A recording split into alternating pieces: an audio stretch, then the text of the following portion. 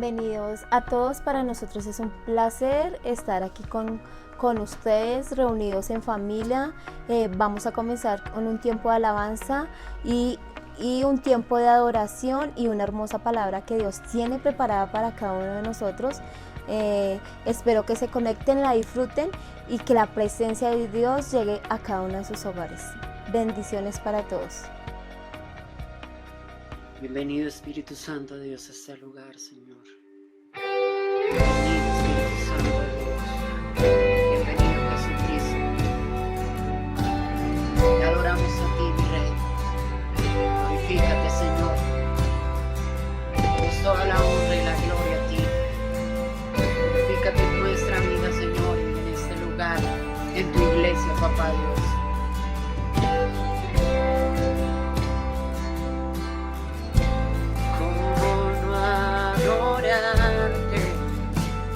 Si eres el ungido, poderoso, grande.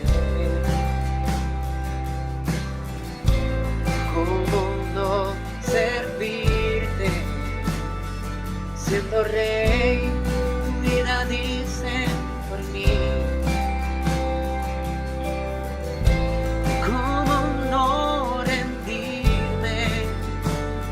Si todos mis pecados borras en la cruz.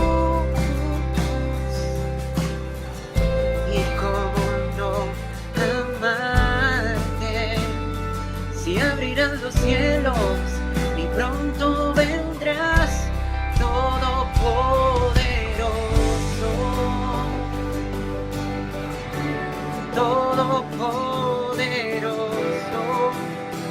oh Rey, y ves en mí, estás aquí y no seré igual, nunca me dejarás.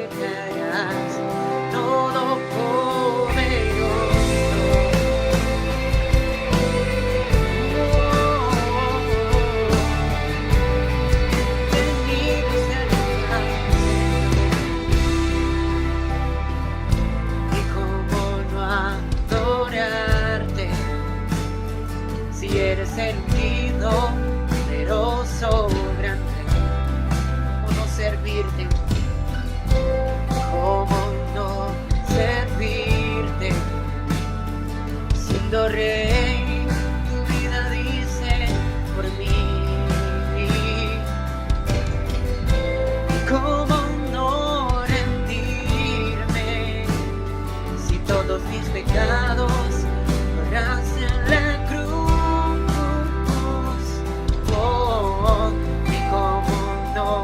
Amarte, si abrirás los cielos y pronto vendrás, todopoderoso,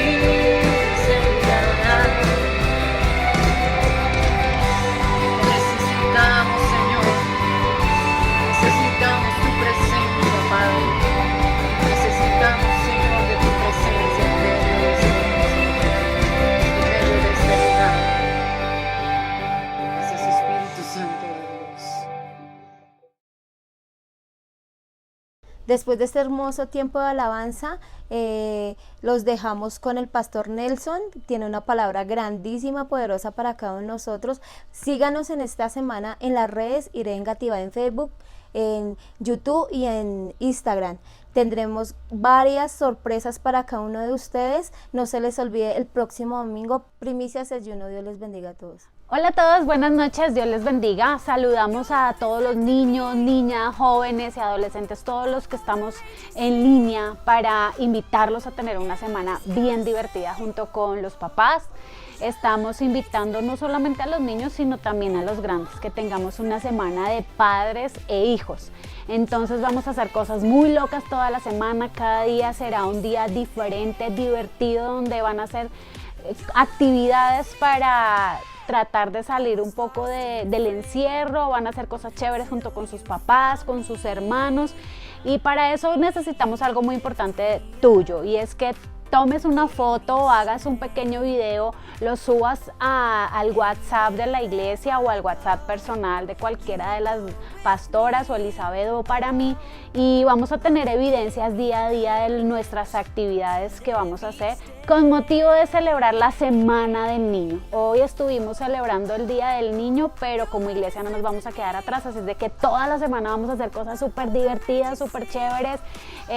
Vas a tener un tiempo de imaginar cosas, de hacer cosas, y vamos a tener 2 reuniones vía Zoom. El día jueves vamos a reunirnos por Zoom a las 7 de la noche y el día sábado vamos a tener una reunión por Zoom. Así es de que no te lo pierdas, no dejes de hacer las cosas, disfruta este tiempo en familia y todo lo que quieran hacer, sonrían. Bienvenidos, qué bueno verlos. Domingo, tercera parte de este Milagro de la Misericordia.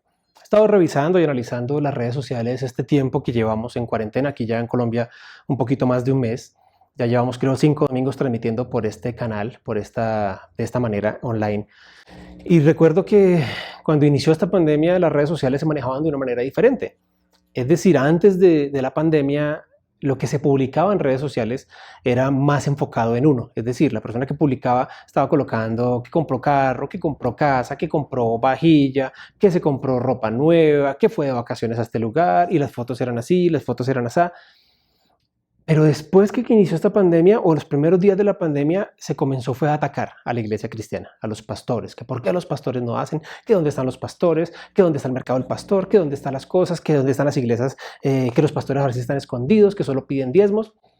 Pero estos últimos días, ayer sábado estuve revisando las redes sociales y el Señor me mostraba que realmente dentro de mis redes sociales, que son las que yo sigo, un alto porcentaje de gente cristiana, muchos son pastores, iglesias como tal, pero las publicaciones, los muros se han enfocado más en otras cosas, en Dios. Los creyentes están publicando más de Dios. Analice usted las redes sociales suyas, no las de otra persona, las suyas, y mire las publicaciones de hace un año. ¿Qué colocaba usted? Y mire lo que está publicando usted hoy. Usted está publicando hoy cosas acerca de Dios, y eso es bueno. Eso es lo que el Señor ha querido hacer, que las redes sociales se usen para limpiar, y está espiritualmente, esto es algo que tiene una connotación espiritual, espiritualmente se está llevando la palabra del Señor.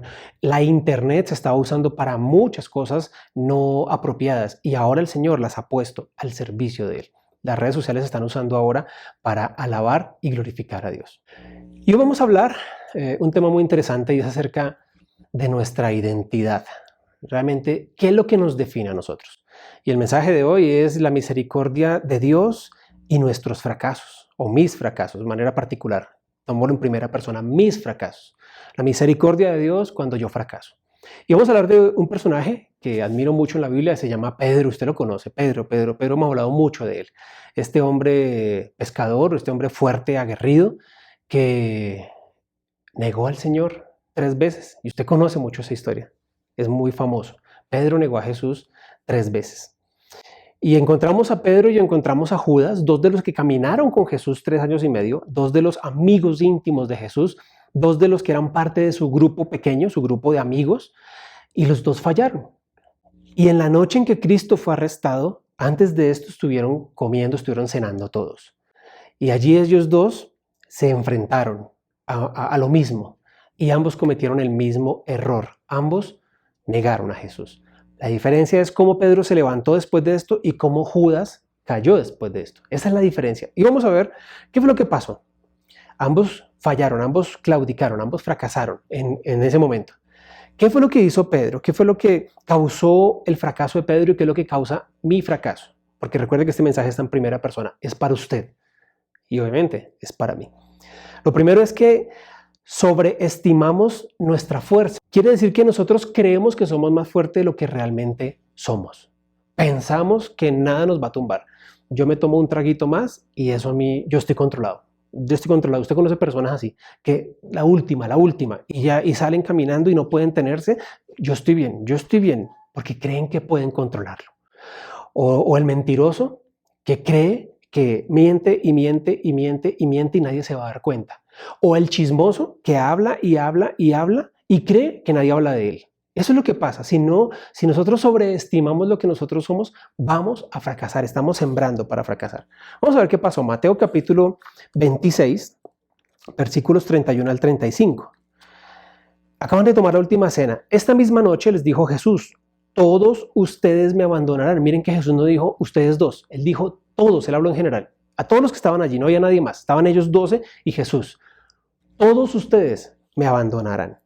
Porque está escrito, heriré al pastor y se dispersarán las ovejas del rebaño. ¿Le suena algo parecido a esto? ¿Le suena este versículo?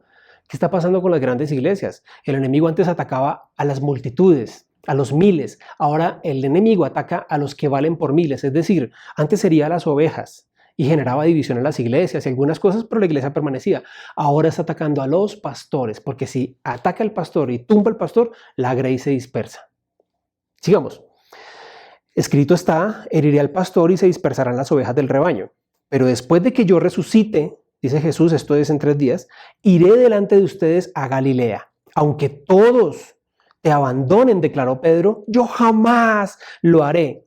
Te aseguro, le contestó Jesús, que esta misma noche, antes de que cante el gallo, me negarás 3 veces. Aunque tenga que morir contigo, le insistió Pedro, jamás te negaré. Y los demás discípulos hicieron lo mismo. Todos dijeron lo mismo, jamás te negaremos. Pero usted conoce un poco la historia, se ha leído, se ha escuchado un poco esta palabra.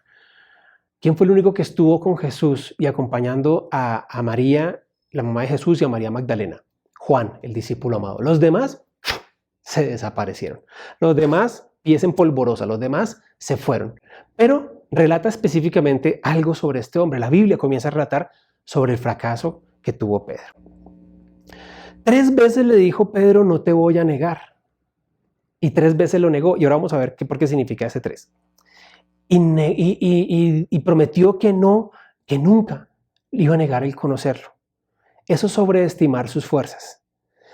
Usted puede pensar, eso no me va a suceder a mí, pero mire qué dice la Biblia. Primera carta a los Corintios, capítulo 10, versículo 12. Si alguien piensa que está firme, tenga cuidado de no caer.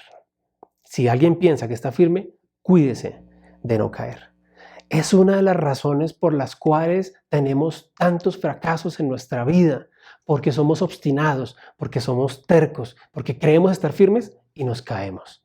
Eso es lo que la Biblia está diciendo, tenga cuidado. Usted no es el mejor intelectualmente, usted no es el mejor para los negocios, usted no es el mejor en analizar a las personas, usted no es el mejor en cualquier área, habrá personas mejores que usted. Siempre tenga cuidado, no se confíe de usted mismo.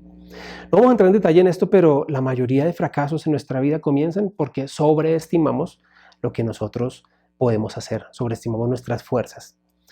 Escriba esto, una fuerza sin vigilancia es una debilidad doble. ¿Qué significa esto? Usted puede sentirse el más firme en algún área de su vida, pero si usted no cuida de eso, eso se puede convertir en su debilidad.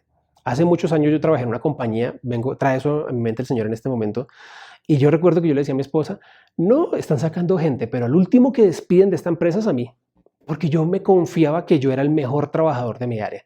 Cada mes hacían una evaluación de trabajadores, una multinacional, y habíamos muchos trabajando, y cada mes, por muchos meses, yo obtuve el primer lugar, el mejor trabajador. ¿Y sabe a quién despidieron primero? A este señor que está aquí. En el área que hayamos tenido una victoria, preparémonos porque después viene un valle. Siempre después de una victoria viene una prueba. Y Pedro venía de una gran victoria estando con el Señor, de un gran momento de decirle, no te voy a negar, No, te lo prometo que yo pongo mi vida por ti, maestro. Ay, todos te pueden fallar menos yo. Yo no voy a dar mi vida, yo voy a dar mi vida por ti. Yo no voy a permitir que nada te pase. Te lo juro que no te voy a negar. ¿Y después qué pasó? Vino el peor fracaso de la vida de Pedro. ¿Por qué? Porque él sobreestimó su situación, su fuerza. ¿Qué fue lo segundo que pasó? ¿Por qué nuestros fracasos personales se causan? Segundo que le pasó a Pedro es que tenemos miedo a la desaprobación de los demás. Y esto nos sucede mucho. Nos da miedo lo que opine la gente. Andamos pendientes de quién dijo, quién no dijo, qué dijeron, qué no dijeron, qué dirán de mí mis amistades. Estamos pendientes de eso y Pedro le pasó eso. Cada vez que tomamos una decisión basada en lo que pensarán otras personas, estamos sembrando semillas de fracaso para nuestra vida. Cada vez que tomamos decisiones basadas en lo que piensan o lo que creen los demás, estamos cometiendo errores. Vemos qué hizo Pedro. Mateo capítulo 26, versículos 58, 69 y 70. Pedro le siguió de lejos y llegó al patio del sumo sacerdote. Entró y esperó para ver cómo acabaría todo. Jesús estaba detenido, iba a ser torturado y Pedro quería saber qué estaba pasando. Mientras tanto, Pedro estaba sentado afuera en el patio y una criada se le acercó. Te reconozco. Tú también estabas con Jesús de Galilea, le dijo, ahí delante de todo el mundo.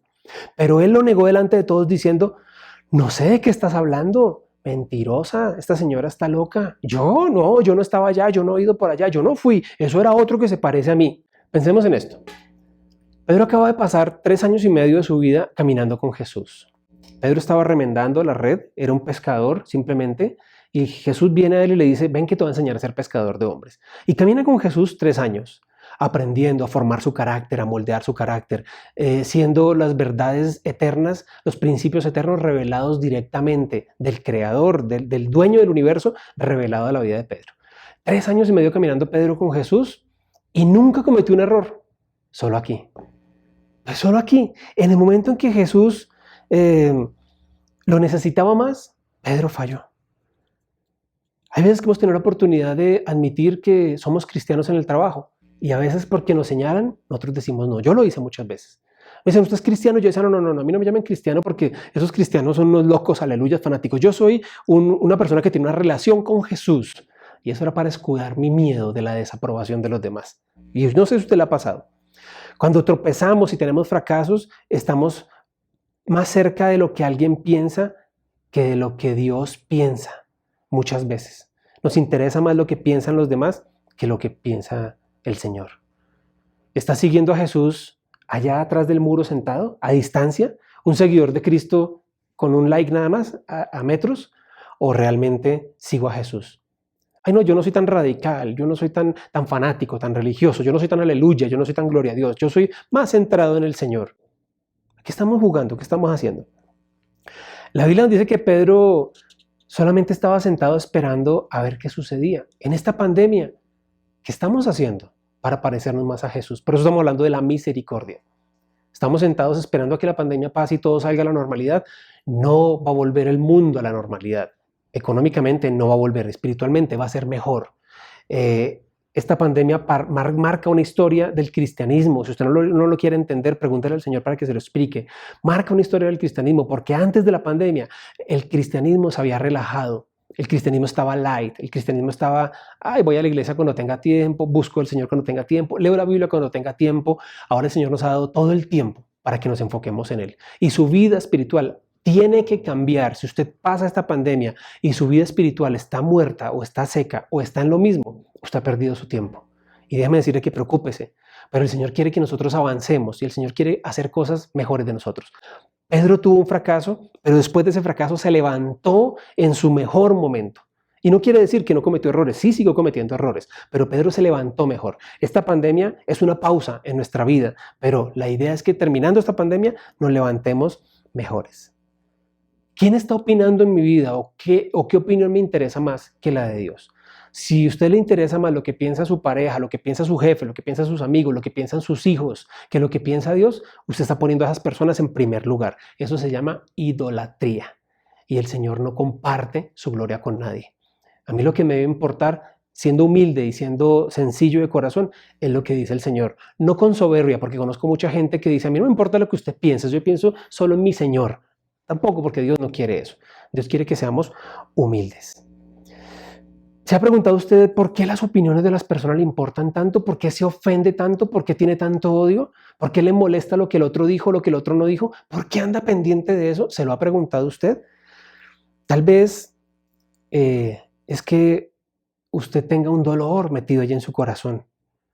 Y cuando usted comienza a vivir una vida sin ser examinada, usted se está preparando para el fracaso. Eso vamos a entenderlo. La parte de usted que causa la mayoría de los problemas son las partes que tenemos miedo en ver. Es nuestra verdad oculta, la que no queremos reconocer. ¿Por qué soy tan controlado por las opiniones de otras personas? ¿Por qué ando tan pendiente de lo que la gente piense de mí? ¿Por qué me importa tanto? Hasta que usted no lo averigüe, va a seguir tropezando y va a seguir cayendo y fracasando en esa área. Debo evaluarme, debo preguntar al Señor que me lo revele en oración. Señor, ¿por qué soy así? ¿Por qué ando tan pendiente de lo que la gente dice? ¿Por qué ando tan pendiente de lo que la gente opina? ¿Por qué si hay gente que ni siquiera me agrada, pero por qué ando pendiente de lo que la gente hace? ¿Por qué hay muchas personas que permanecen en redes sociales mirando lo que sus enemigos publican? Es una tontería, pero ¿por qué lo hago? Algo pasa en mi corazón, algo pasa dentro de mí que me está llevando a hacer eso. La respuesta es la razón por la cual estoy preocupado acerca del miedo a la desaprobación es que siempre hay una herida detrás de eso. Esa es la respuesta. Siempre hay una herida detrás de un comportamiento. Siempre hay una herida detrás de una reacción de rabia. Es un dolor profundo y tan profundo que ya está oculto en mí. He querido taparlo por muchos años. Ese dolor del alma siempre está relacionado con nuestra identidad. Y el Señor quiere que nosotros seamos como Jesús. Miren lo que dice Proverbios, capítulo 29, versículo 25. Temer a los hombres resulta una trampa, pero el que confía en el Señor sale bien librado. Pedro había sobreestimado su fuerza. Yo nunca lo voy a hacer, Señor, y te lo prometió al Señor. ¿Cómo se te ocurre que te voy a negar? Nunca va a pasar eso. Yo puedo manejar esa tentación. Y creo que usted también ha vivido esto muchas veces. Y falla y fracasa y cae porque cree que puede manejar esa tentación. ¿Qué fue lo tercero que hizo Pedro? ¿Qué causa nuestros fracasos personales? Hablamos sin pensar. Y creo que es la causa más común de los fracasos en la vida. Hablamos sin pensar. Y hablamos y luego evaluamos y luego decimos, ay, ¿por qué lo dije? Pero lo peor del asunto, no reconocemos que fallamos. Nos mantenemos en nuestra verdad. Pues yo tengo que decir la verdad, le guste a quien le guste, si no le gusta, pues lo siento, pero tengo que decir la verdad, porque la Biblia me dice que tengo que decir la verdad. Cuidado, Jesús siempre dijo la verdad, pero una característica, yo la he enfatizado muchas veces desde que soy pastor, Él dijo la verdad, pero la dijo con una característica impresionante y es amor. Cuando yo digo la verdad sin pensar, yo no estoy amando. Yo estoy buscando herir a la persona, estoy buscando maltratar a la persona, estoy ofendiendo, estoy dañando, estoy atacando, estoy generando errores en la gente, estoy lastimando profundamente a una persona. Hay muchas personas que del punto anterior que andan pendientes de complacer a los demás porque fueron heridos. Y muchas veces hablamos nosotros sin pensar y herimos a la gente. Sí debemos decir la verdad, sí tenemos que decir la verdad, pero en amor. Y cuando yo la digo en amor, yo estoy primero pensando en la persona a la cual se la voy a decir y entonces digo, Señor, ¿cómo quieres que yo le diga esto a esta persona? ¿Se lo debo decir o no se lo debo decir? Dime de qué manera lo digo. Pero cuando yo no tengo amor y no tengo a Jesús en mi corazón, yo digo la verdad cruda, sin censura, y eso es una verdad que daña. Y eso no es lo que el Señor quiere. Hablamos sin pensar. Y Pedro habló sin pensar. Pedro dijo cosas porque no pensó racionalmente, pensó emocionalmente. Él está en un momento de confusión en su vida y tenemos que tener cuidado con esos momentos de confusión en nuestra vida, porque hacía unos minutos o unas horas atrás él estaba celebrando, festejando con Jesús, el Señor le había lavado sus pies, habían partido el pan, habían compartido muchas cosas. Señor, yo no te voy a negar, yo voy a estar contigo. Y horas después, Pedro, como en una película, está negando a Jesús. Ya lo negó, dijo, Señora, ¿a usted qué le pasa? Yo no camino con él. Miren lo que dice la Biblia en Mateo capítulo 26, versículos 71 al 74. Luego, Pedro salió a la puerta, donde otra criada lo vio y dijo a los que estaban allí, este estaba con Jesús de Nazaret. Él lo volvió a negar jurándoles. Miren que ahora Pedro agranda el problema, porque una cosa fue negarlo y otra cosa es que empieza a jurar. Y Pedro comienza a jurar, a ese hombre ni lo conozco. Poco después se acercaron a Pedro los que estaban allí y le dijeron, seguro que eres uno de ellos. Y miren aquí algo interesante, voy a hacer una pausa aquí un momento. A nosotros no nos gusta que nos llamen uno de ellos, a nosotros nos gusta que nos digan uno de nosotros. Tú eres uno de nosotros, tú eres parte de nuestro grupo, tú eres parte de esta rosca. El problema de las roscas, lo llamamos aquí coloquialmente en Colombia, es un grupo de gente cerrado donde nadie entra. El problema de la rosca es no estar en la rosca. Entonces a nosotros no nos gusta que nos digan que nosotros no estamos en la rosca y que digan, usted es parte de esos cristianos locos aleluyas, que ahorita que estamos en pandemia se la pasan allá es que alabando a Dios. ¿Dónde está su Dios? Y usted dice, ay sí, tan raro. No, vea, quién sabe, esa gente sí, aleluyas. Ese es el problema, que a Pedro le dijeron, ese es uno de ellos. Y Pedro juró y respondió, miren, juró, ahora está jurando que no conoce a Jesús. Sigamos. Y le dijeron, seguro que eres uno de ellos. Se te nota por tu acento. Jesús era de Galilea. Jesús hablaba galileo y el acento lo delató. Entonces Pedro, como siendo costeño, tratando de hablar como boyacense. Entonces lo descubrieron. ¿Qué más dice la palabra? Y comenzó a echarse maldiciones y les juró, a este hombre ni lo conozco. En ese instante cantó un gallo. Jurar es una señal de frustración. Jurar siempre es una señal de miedo. Usted no sé si se ha dado cuenta de esto. Un niño pequeño hace un daño en su casa, rompe algo, y cuando su papá llega, ¿quién fue? ¿Quién lanzó ese balón? Te lo juro que yo no fui, te lo juro, porque es una señal de miedo. Y miren que Pedro comenzó a jurar y a echarse maldiciones, como que yo no, comenzó a comportarse anticristiano, comenzó a decir palabrotas, comenzó a actuar como borracho, comenzó a tratar de engañar a la gente para que no lo confundieran, para que no lo señalaran, para que no lo unieran a Jesús. Miren lo que dice capítulo 3 de Santiago, versículos 5 y 6. La lengua es una pequeña parte del cuerpo, pero presume grandes cosas. Y creo que estamos de acuerdo con esto. Hasta un gran bosque puede incendiarse con una pequeña y débil flama de fuego. Esa es su lengua, una pequeña flama de fuego. La lengua es como la chispa que prende el fuego. Dios está hablando de una parte de nuestro cuerpo. De todas las partes del cuerpo, la lengua es un mundo de maldad, contamina, y usted lo sabe, que la lengua es terrible. La lengua comienza a hablar y a contaminar.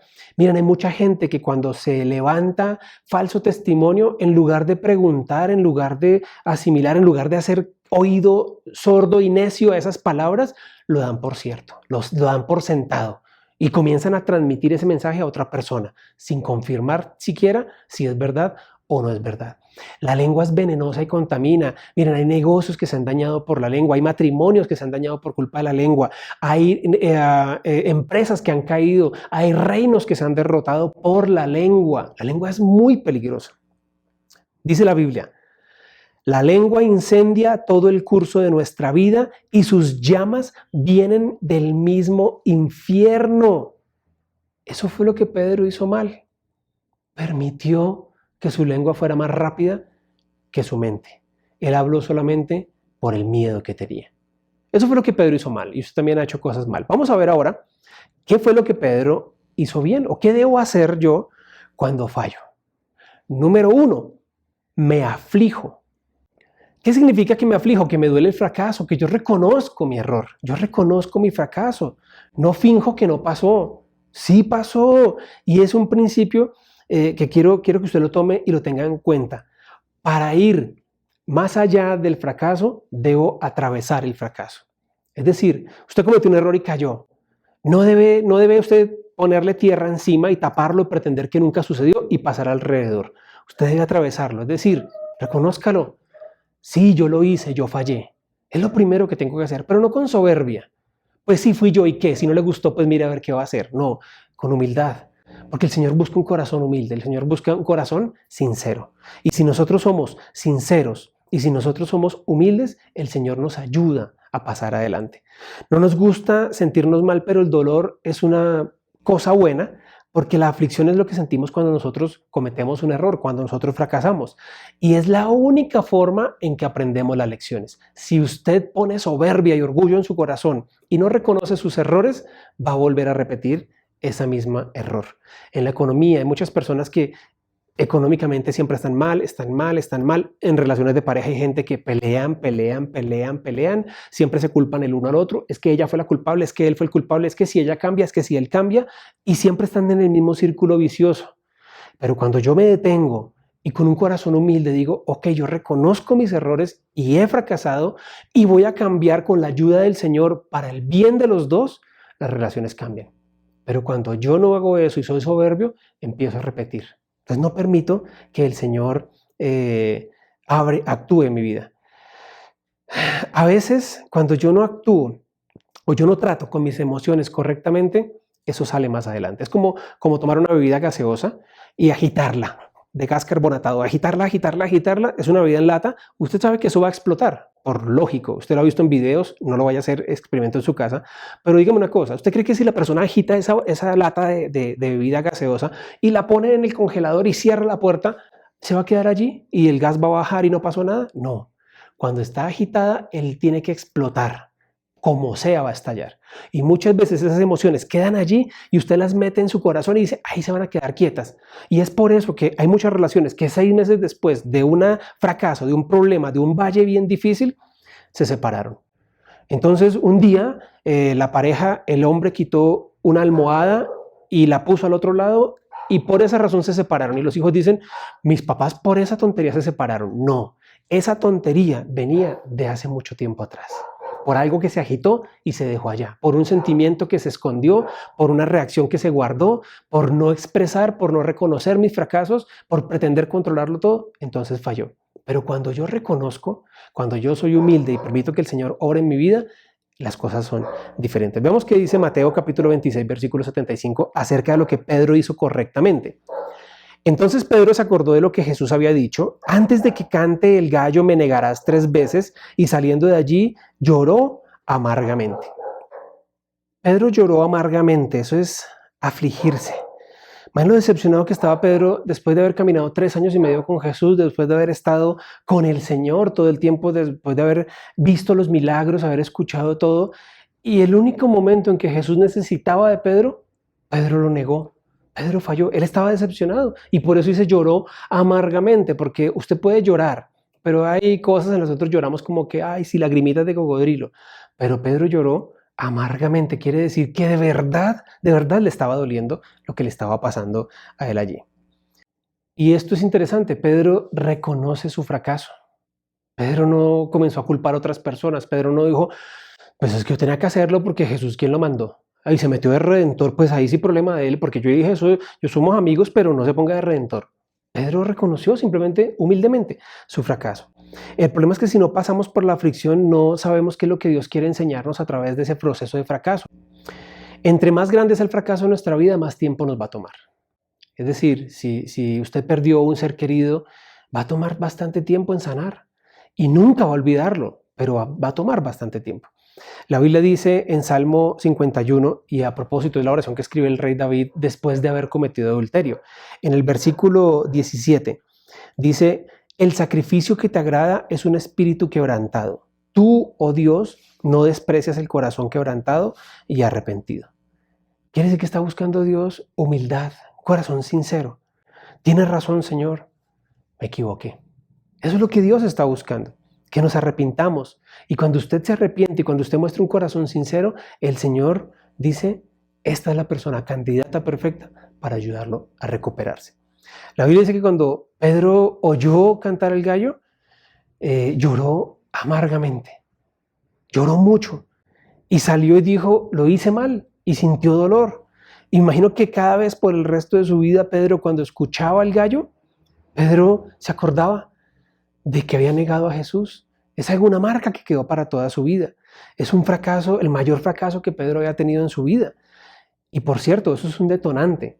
Cada vez que Pedro se acordaba, el gallo cantaba, se acordaba, yo negué a Jesús. Esa noche yo negué a Jesús.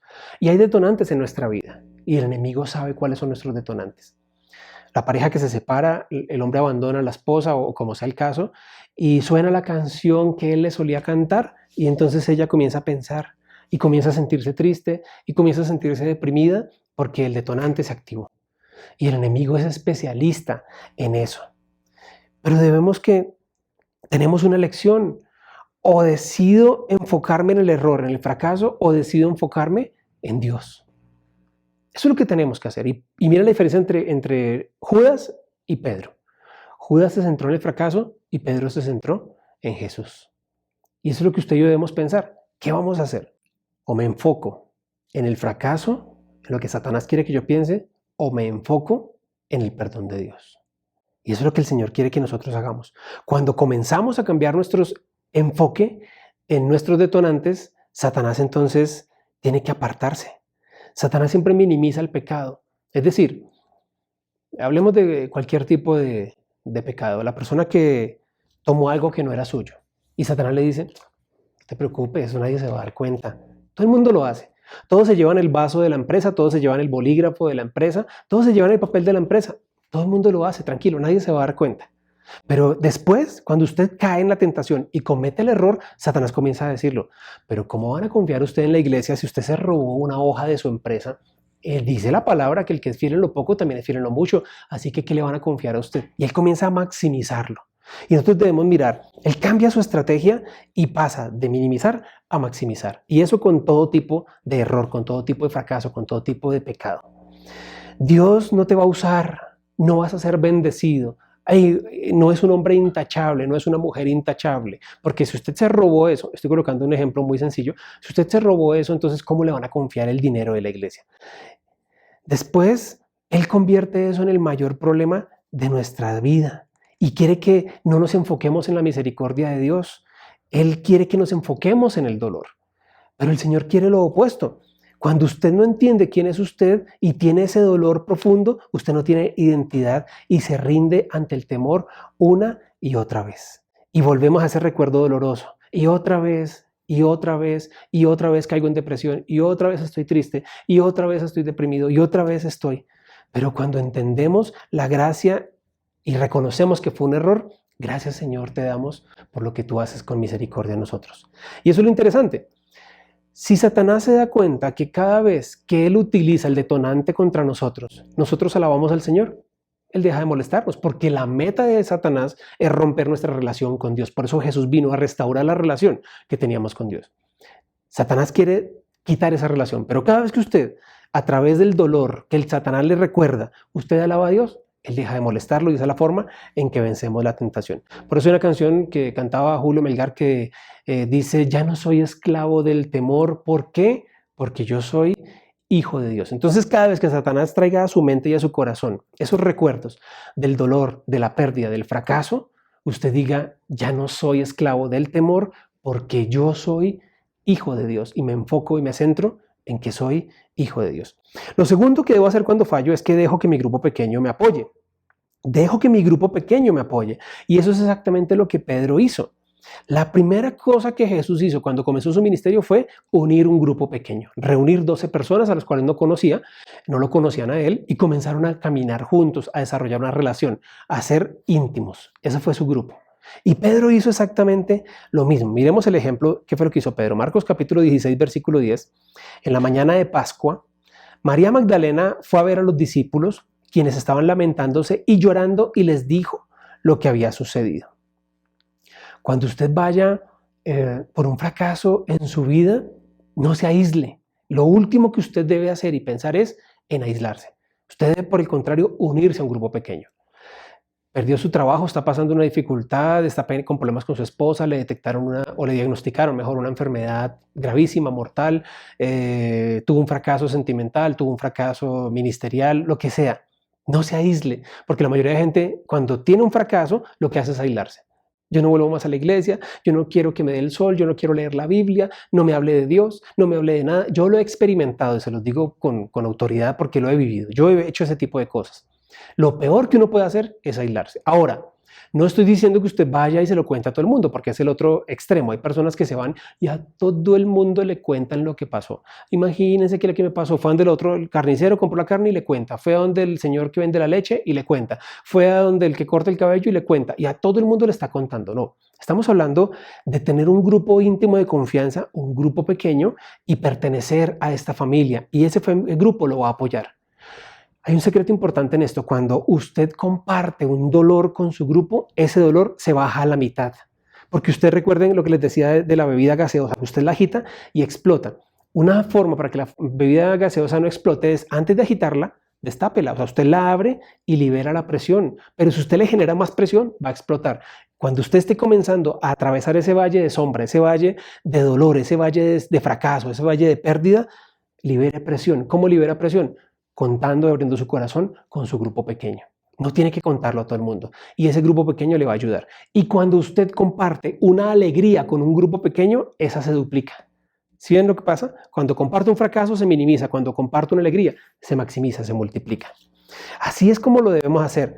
¿A dónde fue Pedro inmediatamente después de su mayor fracaso? ¿Y a dónde fue Judas? Judas, ¿a dónde fue? Usted ya conoce, se fue y se colgó, se suicidó, se ahorcó. No pudo con la culpa, no pudo con la carga. El enemigo le metió el detonante y le dijo, usted falló, usted vendió al maestro, usted vendió a Jesús, ¿con qué cara se va a aparecer? Los discípulos, los otros 11 lo están buscando para matarlo, usted es un traidor, usted es de lo peor. Y Judas prestó atención a eso. ¿Pedro qué hizo? Se fue a su grupo pequeño, se fue con sus amigos. En la noche, sigamos. En la noche de ese mismo domingo, los discípulos se reunieron en una casa. Las puertas de la casa estaban bien cerradas. Es un grupo pequeño, porque los discípulos tenían miedo de los líderes judíos. Claro, habían matado a Jesús, pues tenían miedo que los mataran a ellos. De repente Jesús entró, se puso en medio de ellos y los saludó diciendo, que Dios los bendiga y les dé paz. Y los discípulos se alegraron de ver al Señor. Miren eso. El Señor estaba con ellos, se les apareció. Dios les bendiga, les dice Jesús en su grupo pequeño. Ahora, yo he estado mucho tiempo en grupos pequeños y no puedo contar un testimonio en el cual puedo decir, y Jesús abrió la puerta y entró y digo, Dios les bendiga, ¿cómo están? Bendiciones. Pero sí puedo decirles que en grupos pequeños el Señor ha sanado mi corazón. En grupos pequeños el Señor ha estado allí dándome un toque de abrazo. He visto y he testificado, he presenciado cómo el Señor ha traído sanidad a otros a través de un grupo pequeño. Cómo el Señor se ha movido en un grupo pequeño. Miremos lo que dice Mateo capítulo 18, versículo 20. Porque donde 2 o 3 se reúnen en mi nombre, allí yo estoy en medio de ellos. No físicamente, pero su presencia está allí. Donde 2 o 3 nos reunimos en el nombre de Jesús, en un grupo pequeño, allí está el Señor. Y allí hay libertad, y allí hay sanidad, y allí hay liberación. Y esto es importante entenderlo cuando tengamos un fracaso, porque cuando tenemos un fracaso no pensamos claramente, pero si nos unimos a nuestro grupo pequeño, dice la palabra que en la multitud de consejos habita la sabiduría. Eso es importante. Juan capítulo 20, versículo 26 dice, 8 días después los discípulos estaban reunidos otra vez en la casa. Jesús resucitó entre los muertos y se quedó en Jerusalén alrededor de 40 días. Y mire qué pasa, el domingo de Pascua Jesús se les aparece y 8 días después nuevamente se reúnen. O sea, esta es la importancia de pertenecer a un grupo pequeño. Es muy importante, es el mejor momento para construir una red de apoyo, es antes de la crisis. Con eso, cuando viene la crisis, estamos mejor sustentados. En primer lugar, Pedro se afligió. Segundo, dejó que su grupo lo apoyara. Y tercer lugar, que fue lo que Pedro hizo, que es lo que hizo bien, o lo que yo debo hacer para cuando fallo, es que me someto a la misericordia de Dios. Pedro escribió 2 libros en la Biblia y Pedro escribe acerca de esto. Se somete a la misericordia del Señor. Mira lo que dice la primera carta de Pedro, capítulo 1, versículo 3. Por su gran misericordia, él sabía que Dios le había mostrado misericordia. Por su gran misericordia nos ha hecho nacer de nuevo. Es decir, aquí les está escribiendo no el Pedro viejo, el Pedro que es una nueva criatura. Gracias a Dios tengo una nueva vida, ya no soy el hombre viejo. Mediante la resurrección de Jesucristo, para que tengamos una esperanza viva. Pedro había tenido un enorme fracaso en la vida. Es que no sé, es como que a la persona que está a su lado, que lo guía a usted espiritualmente, su mentor espiritual, la persona a la que usted siempre busca ese consejo, esa ayuda, ese qué hago, para dónde cojo, esa guianza espiritual, esa ayuda así. Esa persona que lo ha guiado por muchos años, en la cual es referente suyo en cuanto a la vida espiritual, y usted se lo encuentra un día en la calle con otro grupo de amigos y usted le dice, hermano, Dios le bendiga, y todos voltean a mirarlo y él dice, yo no soy hermano, ese señor está loco, esa señora está como loca, yo, hermanito, ¿de qué? ¿Qué le pasa? Usted diría, ¿este tipo quién es? En nuestro pensamiento actual, que es lo que sucede con muchos cristianos, es que señalamos a esa persona y la apartamos y nunca le damos la oportunidad de la misericordia. Y el Señor sí nos dio la oportunidad y a Pedro se la dio. Por eso Pedro dice, yo no camino con culpa, yo no camino con vergüenza porque me acojo a la misericordia de Dios. Él no es tímido y dice, bueno, hermano, yo ya no me puedo dejar usar del Señor, yo mejor me aparto, yo como que ahora voy a servir en la iglesia, pero déjenme allá sentado en la última silla. No, Pedro está caminando y diciendo, si Jesús me perdonó y la misericordia de Dios está sobre mí, yo hago lo que Él quiera que yo haga. ¿Por qué? Pues debido a la misericordia de Dios. Primera carta de Pedro, capítulo 5, versículo 7, dice el mismo Pedro, pongan todas sus preocupaciones y ansiedades en las manos de Dios porque Él cuida de ustedes. ¿Por qué Pedro le está recomendando o está aconsejando a la gente a hacer esto? Porque fue lo que él hizo. Él puso toda su ansiedad. Mira, la palabra original del griego poner es como que está hablando de un gran peso. Está hablando que usted tiene una roca muy pesada en sus manos y no está diciendo para quitársela de usted, láncela a 3 metros de distancia. Está diciendo simplemente que abra sus manos y deje caer ese peso. Básicamente significa soltar. Y es lo que el Señor quiere. Pedro está diciendo, usted no cargue con esa culpa. Miren que eso fue inmediato. Pedro negó al Señor inmediatamente. Se fue, lloró amargamente cuando el gallo cantó, inmediatamente lloró, inmediatamente soltó eso y lo puso en las manos del Señor. El problema es que nosotros permitimos que esa culpa y esa carga nos lleve y la arrastramos. Por eso en Hebreos dice, despójense de todo lastre de inmundicia, en especial el pecado que los agobia y los acecha. Tenemos que soltarlo inmediatamente. Soltamos y se lo entregamos al Señor. Fue lo que Pedro hizo. Soltemos nuestra culpa, soltemos nuestra vergüenza, porque Dios es un Dios amoroso y misericordioso y por eso se lo entregamos todo a Él. Y vuelva a visualizarlo. No es cargarlo hasta donde más pueda y cuando ya no pueda más, entonces se lo entrega al Señor. No, está diciendo ya mismo, hoy mismo, en este instante, suelte todo lo que lo carga, suelte todo lo que usted ha tenido y déjeselo al Señor, póngalo en las manos de Él. Satanás todo el tiempo nos susurra al oído y dice, no eres lo suficientemente bueno. Ese es el antídoto, recurrir y recordar la misericordia que el Señor tiene. Someter nuestras preocupaciones, perder la desesperación, someternos al Señor. Cuando nos sometemos al Señor, perdemos la desesperación. Se va, ya no la tenemos más. Jesús se mueve a la acción con nosotros. Antes de que Jesús fuera arrestado, le dijo a Pedro, por adelantado, que eso iba a pasar. Miren, Lucas capítulo 22, versículos 31 y 32. Simón, Simón, Satanás ha pedido zarandear a cada uno de ustedes como si fueran trigo. Satanás quiere mover la manivela y sacudir a Pedro como si fuera un trigo. Miren la forma. ¿Qué significa esto? El trigo es muy débil y el que zarandea es muy fuerte. De esa manera está pidiendo Satanás zarandear a Pedro. Satanás ha pedido zarandear a cada uno de ustedes como si fueran trigo. Pero, dijo Jesús, yo he rogado en oración por ti. O sea, yo ya oré. Antes de que te zarandee, yo ya oré por ti. Simón, para que tu fe no falle. De modo que cuando, mire que no está diciendo de modo que sí o no. Dice, de modo que cuando te arrepientas y vuelvas a mí, fortalezcas a tus hermanos. En otras palabras, quiero usar tu dolor para ayudar a otras personas. ¿Qué aprendemos con lo que Pedro hizo mal y con lo que Pedro hizo bien? Aprendemos 5 cosas que Jesús hace. Y vamos a hablar rápidamente. Lo primero, número 1, Jesús no se sorprende. Él no se sorprende. Él no está sorprendido por su fracaso ni por mi fracaso. Satanás quiere zarandearnos y nosotros como hijos de Dios vamos a ser zarandeados porque es necesario que nuestra fe sea probada. Nuestra fe debe ser probada y nuestra fe debe ser puesta en obra. Porque yo creo en el Señor, pero solo cuando me bendice, solo cuando voy a la iglesia, me dan café y me siento y luego me paro y me voy. No, el Señor quiere probarnos. Y Él no se sorprende por nada de lo que está pasando.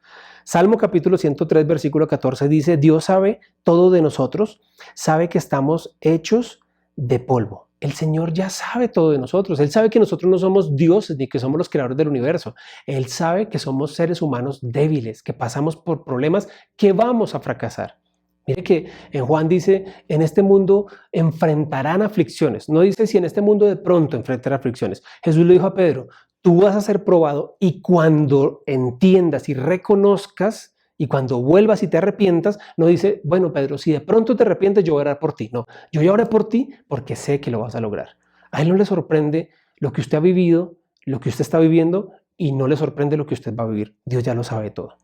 Segundo, esta te va a sorprender también porque el segundo es que Jesús ora por nosotros. Jesús le dijo a Pedro antes de que fallara: Pedro, he orado por ti porque Satanás ha pedido zarandearte. Y Jesús está orando por nosotros en este momento. Dice la Biblia que Él está sentado a la diestra, en Hebreos capítulo 7 lo habla, está sentado a la diestra del Padre orando por nosotros. ¿Cómo es que Dios, o sea, Jesús es Dios, cómo así que Él se habla a Él mismo? ¿Usted no habla con usted mismo? Yo voy caminando por la calle y hablo conmigo mismo. Sí, Él habla y Jesús está intercediendo por nosotros. Miremos qué dice Hebreos capítulo 7, versículo 25. Jesús puede salvar para siempre a los que, de todos nuestros fracasos, a los que por medio de Él quieren ser amigos de Dios, pues vive eternamente allá en el cielo y siempre está pidiendo a Dios por ellos. Jesús está todo el tiempo orando por usted y por mí. Todo el tiempo. Número 3. La tercera cosa que Jesús hace cuando usted y yo fracasamos es que Él cree en nosotros.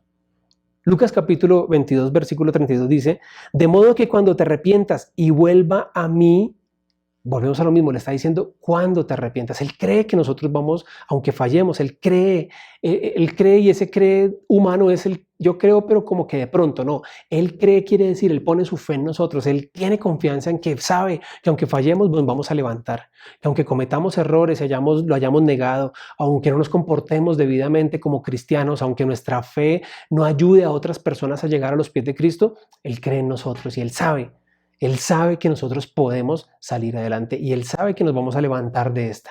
Y en esta pandemia, en esta crisis COVID-19 del año 2020, el Señor tiene su confianza puesta en nosotros porque nosotros pusimos nuestra confianza en Él.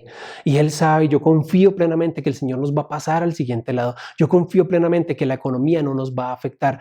¿Qué quiere decir con esto? ¿Que la recesión no va a llegar a nuestra vida? Sí va a llegar, pero la bendición también va a llegar. Eso es lo que yo creo y yo confío en Él. Y cuando yo confío en el Señor confía en mí. Proverbios capítulo 24, versículo 16 dice: porque 7 veces podrá caer el justo, pero otras tantas se levantará. En el grupo pasado del miércoles, Alejandro nos enseñó, nuestro director de grupos pequeños, nos leyó un pasaje que Pedro le pregunta a Jesús: o sea que ¿cuántas veces debo perdonar?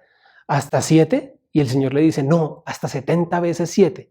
Y Proverbios está diciendo que porque aunque 7 veces pueda caer el justo, otras veces se levantará. ¿Qué quiere decir esto? Que incluso los buenos nos equivocamos. Usted, siendo una buena persona, excelente persona como es, usted puede cometer errores, se puede equivocar, como yo cometo errores y me puedo equivocar, pero el Señor pone su confianza en nosotros y dice que no es que seamos malos, es que a veces las personas buenas toman decisiones tontas, y eso creo que le ha pasado a usted y también me ha pasado a mí. Y vemos un buen ejemplo de este 7 veces cae el justo y 7 veces se levantará en la mañana de Pascua. Miremos este ejemplo, está en Marcos capítulo 16, versículos 6 y 7. El ángel le dijo, ¿a quién? A las mujeres. El ángel le dijo: no se alarmen, ustedes buscan a Jesús de Nazaret, el que fue crucificado. No está aquí, ha resucitado. Ahora vayan y cuéntenles a los discípulos, incluido Pedro, que Jesús va delante de ustedes a Galilea. Allí lo verán, tal como les dijo antes de morir. ¿Nota usted algo curioso en este versículo? Una pequeña palabra que pasa de pronto desapercibida. Hay una redundancia en este versículo. Es decir, los ángeles le dicen a las mujeres: vayan a donde los discípulos. ¿Quiénes eran los discípulos? Perdón, dentro de los discípulos estaba incluido Pedro. Pedro era un discípulo. O sea, vaya donde los discípulos, incluido Pedro. Miren la misericordia del Señor. Vayan a donde los discípulos. Y también, o sea, hacen un énfasis especial los ángeles. Vayan a donde están los discípulos, incluido Pedro, y díganle que ha resucitado. Jesús sabía que Pedro estaba desanimado por el fracaso y por eso muestra esta señal de amor.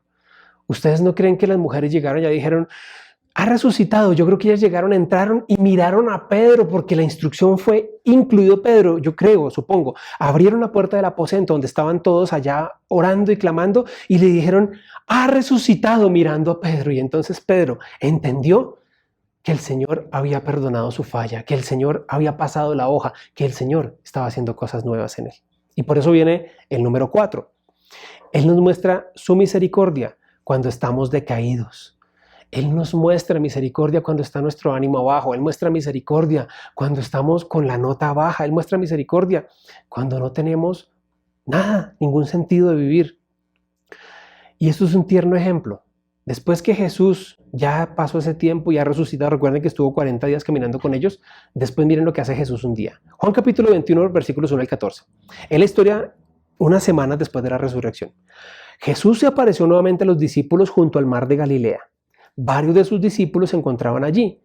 Simón Pedro dijo, me voy a pescar. Él estaba deprimido. Pedro era pescador, ya no tenía que ser pescador porque llevaba 3 años sin ser pescador. Ahora era un discípulo de Jesús. Pero Pedro, supongo yo, estaba deprimido y dijo, me voy a pescar. Hizo un tiempo para irme a pescar. Y algunos hombres quisieron ir con él. Dice, nosotros también vamos, dijeron los demás. Así que salieron en la barca, pero no pescaron nada en toda la noche. Es como que usted está sin trabajo y dice, me voy a pasar hojas de vida a ver qué sale. Me voy a llevar algunas hojas de vida, unos currículum, unos portafolios míos, a ver qué sale. ¿Le ha pasado que usted toca puertas y nada se abre? ¿Le ha pasado que usted lucha por ciertas cosas, pero con un ánimo abajo y nada funciona? Miren lo que pasa. Al amanecer Jesús apareció en la playa, pero los discípulos no podían ver quién era. Les preguntó, amigos, ¿pescaron algo? No, contestaron ellos. ¿Son honestos acerca de su fracaso? No. Siendo pescadores profesionales dijeron, no hemos pescado nada, ya han aprendido, ya es otra cosa. Ya no son soberbios, es decir, sí pesqué, ya pesqué mucho, ¿no? Reconocen su fracaso. Entonces él les dijo, echen la red a la derecha de la barca y tendrán pesca. Ellos lo hicieron y no podían sacar la red por la gran cantidad de peces que contenía. Dios puede hacer mucho más en un instante, en 5 minutos, que nosotros mismos en 50 años en nuestras fuerzas. Toda la noche estuvieron pescando, pescadores profesionales, y no pudieron hacer nada. Y Jesús en un instante les dice, boten la red por el lado derecho, y obtuvieron más pesca que nunca en sus vidas. Entonces el discípulo a quien Jesús amaba le dijo a Pedro, es el Señor, es el Señor. Cuando Simón Pedro oyó que era el Señor, se puso la túnica. ¿Por qué se puso la túnica? Porque Pedro estaba desnudo. Pedro se había quitado su túnica y estaba desnudo porque no quería untarla del olor a pescado. Porque a veces nosotros andamos desnudos por la vida. Cuando estamos en depresión estamos indefensas. Desnudez es una simbología de estar desprotegido, de estar indefenso, con la guardia abajo. Y a veces usted y yo estamos así. Pero Pedro, ¿qué hizo? Se vistió y no le importa. Miren esto tan ilógico, ¿no? Pedro está desnudo, ve a Jesús, se viste y se lanza al agua. Pues hubiera quedado desnudo y se hubiera ido así. Pero Pedro entiende que tiene que ir a buscar a Jesús. Tal vez esa ropa, ese ropaje de Pedro son los dones y talentos que el Señor nos ha dado y que los dejamos a un lado. Pero él entiende que debe ir con todo lo que el Señor le ha dado, con todo lo que él es. No puede dejar nada allí, tiene que ir Pedro. Pedro se va a donde el Señor. Sigamos. Cuando llegaron encontraron el desayuno preparado para ellos, pescado a la brasa y pan. Así que Simón Pedro subió a la barca y arrastró la red hasta la orilla. Había 153 pescados grandes y aún así la red no se había roto. Ese es otro milagro, porque imagínense, ustedes ven que cuando Jesús los encontró a ellos estaban remendando las redes. Dice que ellos estaban remendando sus redes. ¿Por qué las remendaban? Porque las redes se rompían muy fácil. Pero estos 153 peces era una cantidad, un peso y un tamaño de peces que la red no lo podía soportar. Y ese fue otro milagro. Cuando el Señor da la provisión, se ocupa de que todo se mantenga en la justa proporción. No se rompió la red. Sigamos. Ahora acérquense y desayunen, dijo Jesús. Todos sabían que era el Señor. Entonces Jesús les sirvió. Jesús está siendo bueno. Jesús nos sirve. Y vuelvo y repito, no a veces Él personalmente, físicamente, a través de otras personas. A través de otros que comprenden mi dolor, a través de gente de mi grupo pequeño, a través de mis vecinos, a través de la iglesia, a través de personas que pone a nuestro alrededor. Él nos sirve. Él pone un plato, Él pone un hombro, Él pone un brazo. El Señor nos sirve. Sigamos. Entonces Jesús les sirvió el pan y el pescado. Esa fue la tercera vez que se apareció a sus discípulos después de haber resucitado de los muertos. Pongámoslo en contexto. Usted acaba de pasar el peor día de su vida. Y la persona que lo traicionó, lo cual usted ha puesto su confianza y no pensó que lo fuera a traicionar, lo negó, viene a usted y usted le prepara comida y lo atiende. O sea, es algo ilógico. Pero miren la misericordia de Dios para nosotros. Y esto se describe muy claramente en el libro de Lamentaciones. Lamentaciones capítulo 3, versículos 22 y 23 dice: el fiel amor del Señor nunca se acaba, nunca se termina, nunca se detiene, nunca se acaba. El amor del Señor nunca se acaba. Sus misericordias jamás terminan. Dios nunca va a decir: ya tuve suficiente de tus fracasos. Ya no más, ya te perdoné 9,000 veces. 9,001 no la voy a hacer. No, dicen Lamentaciones, nunca se acaban. Sus misericordias son nuevas cada mañana. Y 2 de Timoteo capítulo 2 versículo 13 dice: si somos infieles, Él, hablando de Dios, permanece fiel. Él no puede negarse a sí mismo. Él no solamente cree en nosotros, Él ora por nosotros, muestra misericordia cuando estamos decaídos y no se molesta por ello. Miren lo que más hace. El número 5. Él usa nuestros fracasos para construir su iglesia. Miren lo que pasa en Lucas capítulo 22, verso 32. Cuando te hayas vuelto a mí, fortalece a tus hermanos. Él está hablando de la familia de Dios, la familia en Cristo, de la iglesia. Vamos a ver qué pasa. Aquí está el resto de la historia ya en la playa de Galilea. Juan capítulo 21, versículos 15 y 17. Después del desayuno, Jesús le preguntó a Simón Pedro: Simón, hijo de Juan, ¿me amas más que estos? Esta es de nuevo una declaración donde la última cena Pedro había dicho: te amo más que todos estos y nunca te negaría. Simón, hijo de Juan, ¿me amas más que estos? Sí, Señor, contestó Pedro, tú sabes que te quiero. Entonces alimenta mis corderos, le dijo Jesús. Mi rebaño, la iglesia. Le preguntó por tercera vez: Simón, hijo de Juan, ¿me quieres? A Pedro le dolió que Jesús le dijera la tercera vez: ¿me quieres? Yo sé si usted puede entender la exasperación en la voz de Pedro. Y dice, le contestó: Señor, tú sabes todo, tú sabes que yo te quiero. Jesús dijo: entonces alimenta a mis ovejas. La forma en que demuestro mi amor a Jesús es ayudando a mi familia de la iglesia, es ayudando a otras iglesias. ¿Por qué Jesús le pregunta a Pedro 3 veces si lo ama? Porque Pedro 3 veces lo negó. ¿Se dan cuenta de esto? Pedro 3 veces negó a Jesús y Jesús 3 veces le da la oportunidad de resarcir. Jesús 3 veces le da la oportunidad de compensar esas 3 negaciones. Pedro, me negaste, ahora te pregunto, ¿me amas?